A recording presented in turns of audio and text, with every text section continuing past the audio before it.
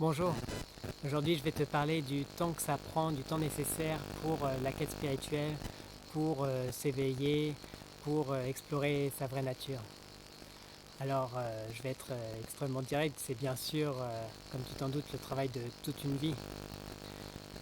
C'est quelque chose de long.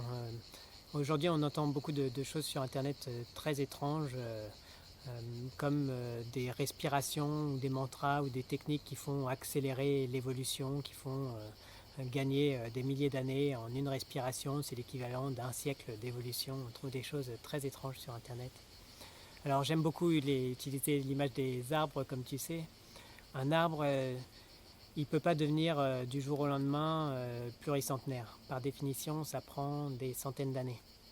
Et on ne peut pas accélérer la croissance de l'arbre. Sa nature, c'est de grandir à son rythme.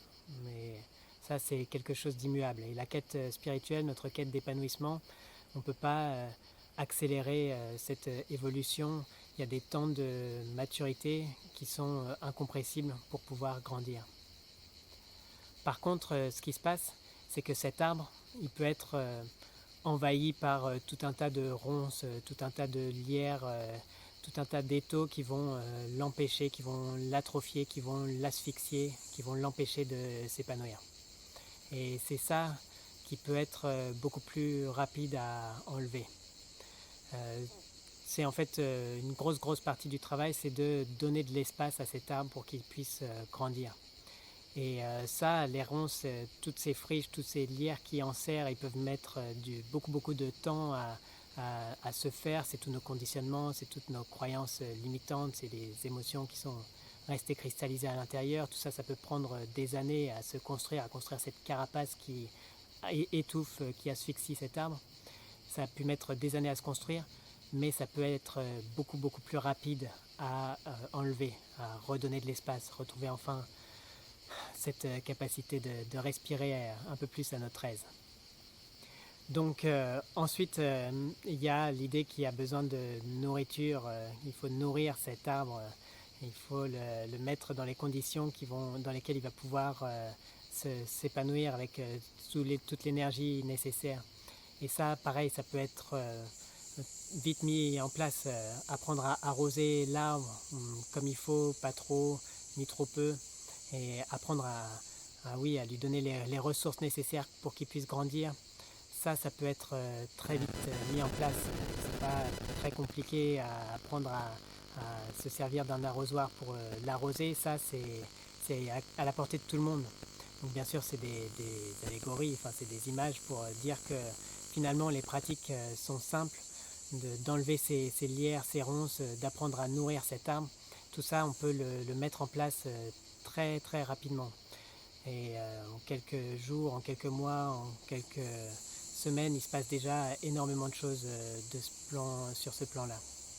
Et ensuite, bien sûr, l'arbre, quand il est dans les bonnes conditions, quand il a de l'espace, quand il a les bonnes ressources, les conditions nécessaires pour grandir, après, ça prend le temps qu'il faut pour aller jusqu'aux fruits de la vraie nature, jusqu'aux fruits de l'éveil, tout ça.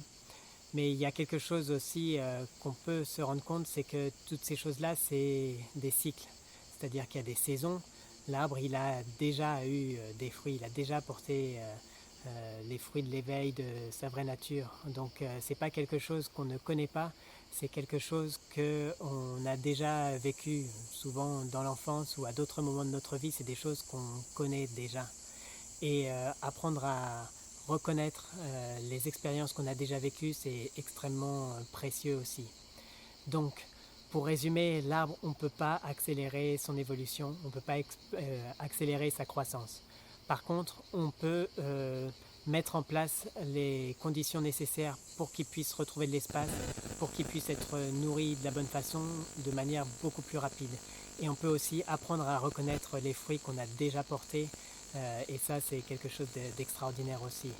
Et par la suite, avec tout ça, quand on sait reconnaître les fruits, pardon, quand on a les ressources et la nourriture nécessaire pour la croissance et qu'on a l'espace pour grandir, alors après, c'est que du bonheur. de grandir à travers toutes ces saisons, et ça peut prendre toute une vie. Comme j'ai dit au début, c'est le travail de toute une vie, et c'est assez extraordinaire. J'espère que ça t'a apporté de la lumière. Je te souhaite une très belle journée et je te dis à bientôt pour une nouvelle vidéo.